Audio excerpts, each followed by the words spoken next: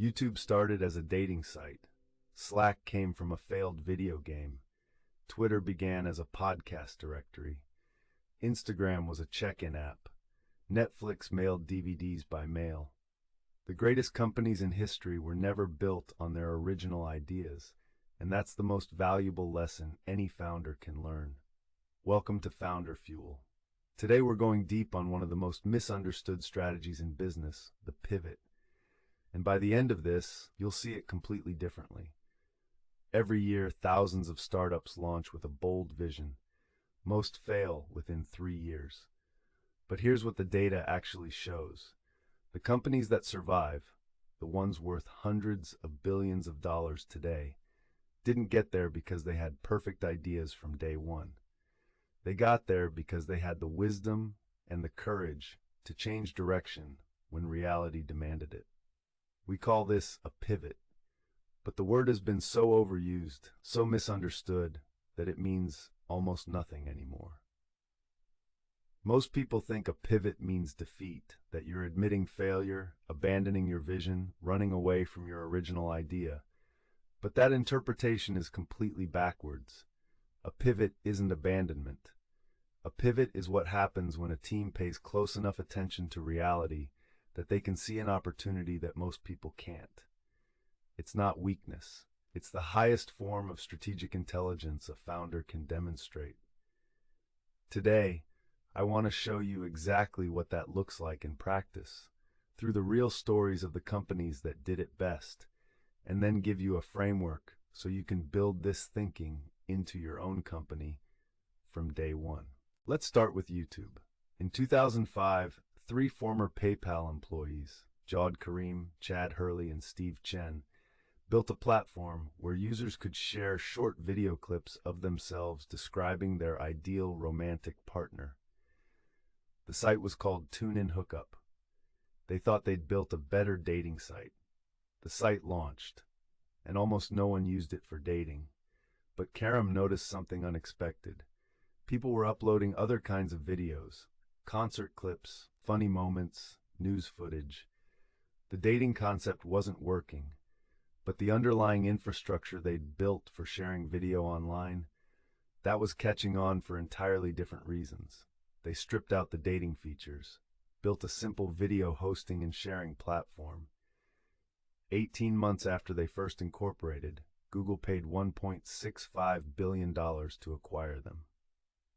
Now let's talk about Slack. In 2009, a small team led by Stuart Butterfield was deep in development on a massively multiplayer online game called Glitch. This wasn't Butterfield's first rodeo. His previous game company had built a photo sharing feature as an internal tool.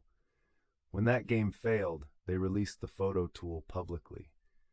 You know it as Flickr, which sold to Yahoo for $35 million.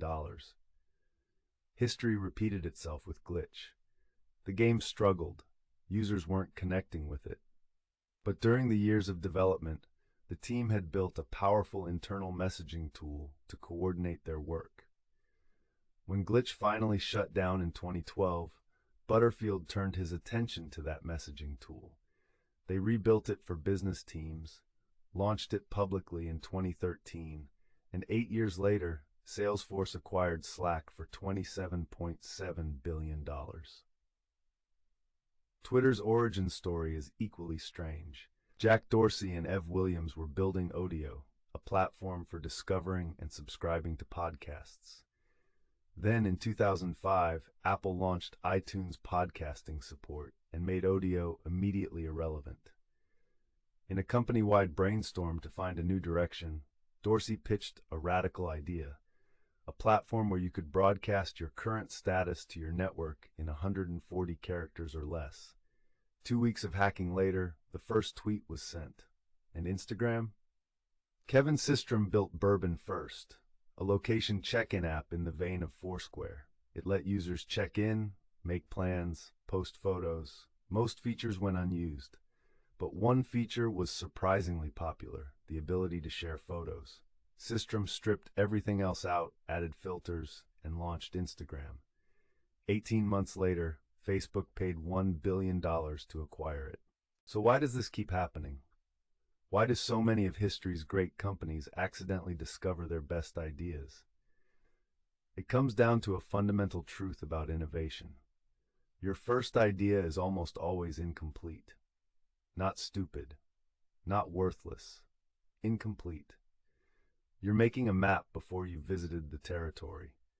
You're predicting how users will behave before they've actually used anything you've built. And no matter how smart you are, no matter how much research you've done, the map is never the territory. The founders who build great companies understand something deeply counterintuitive. They fall in love with the problem, not the solution. Jawed Karim wasn't in love with video dating. He was in love with the problem of sharing video online. Stuart Butterfield wasn't in love with online games. He was in love with the problem of team communication. Kevin Systrom wasn't committed to check-in apps. He was obsessed with the problem of visual self-expression. When you fall in love with the problem, a pivot doesn't feel like failure. It feels like progress. It feels like getting smarter. There's a concept in venture capital circles called strong opinions, weakly held. It means have a clear, committed point of view on what you're building. Execute on it fully. But the moment reality shows you something better, update. Don't cling to a position just because it's yours. Don't let ego and sunk cost make your decisions. The best founders treat their business models like scientists treat hypotheses. They have conviction.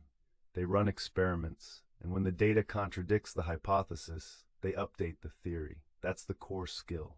Not creativity, not technical genius, not charisma. The ability to hold a strong view while staying genuinely open to being wrong about it.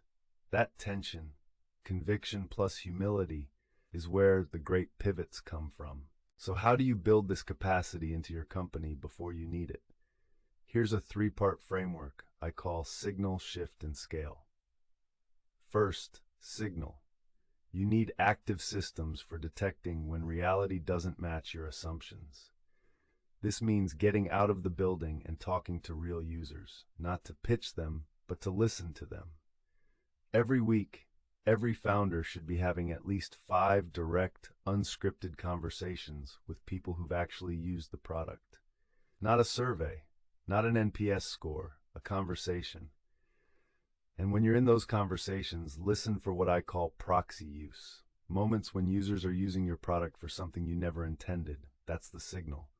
YouTube users were sharing concerts. Slack users were coordinating game development. Bourbon users were posting photos. Proxy use is the universe pointing a finger at where you should actually go. Second, shift. When the signal is strong enough, move decisively. The companies that pivot successfully don't agonize for 6 months in committee meetings. They build a stripped-down version of the new idea in 2 or 3 weeks, test it with real users, and make a decision. The most dangerous move here is the half pivot, trying to serve both the original idea and the new one simultaneously. This almost never works. You split your team's focus, dilute your resources, and confuse your users. When it's time to shift, commit fully. Strip out everything that doesn't serve the new direction. Third, scale. Once the new direction is validated, don't coast. Use the pivot as a launching pad. Twitter hit 1 million users in its first year.